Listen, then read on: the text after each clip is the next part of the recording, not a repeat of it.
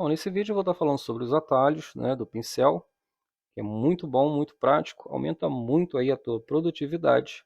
E o primeiro atalho que eu vou ensinar para vocês é no seu teclado aí, pressiona a colchete abrindo ou fechando, você vai aumentar ou diminuir aí o tamanho do seu pincel.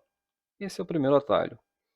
O segundo é você clicar com o botão direito e aí rapidamente você tem acesso a essa janela, onde você tem o tamanho do pincel e a dureza do pincel. Tá ok? Aqui embaixo tem os outros tipos, outros modelos de pincéis, mas não é interessante aí para a aplicação das nossas actions, tá ok? Eu estou passando os atalhos somente para as áreas mais importantes.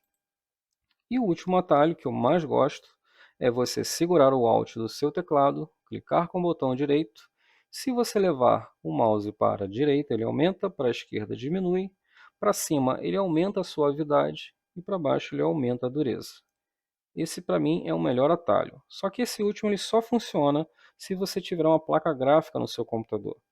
Lembra nos vídeos passados, quando a gente entrou em performance, né? Você dá o atalho aqui, Ctrl K, e você entra aqui em performance.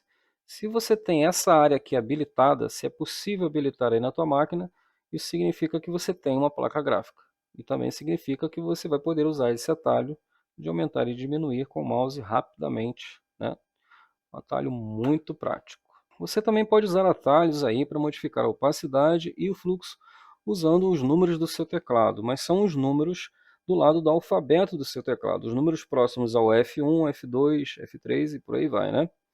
Então, se eu quero mudar o fluxo para 50, eu pressiono o número 5. Rapidamente ele vai para o 50, 770, 220 e assim por diante. E se eu quero um número quebrado, né?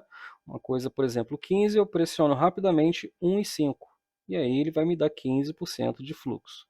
Se eu quero mudar a opacidade, eu faço a mesma coisa, só que em combinação com a tecla Shift. Eu seguro o Shift e quero mudar a opacidade para 50, então pressiono 5. Para 80, número 8, 90, o número 9, 100, eu vou pressionar o número 0, e assim sempre em combinação com a tecla Shift.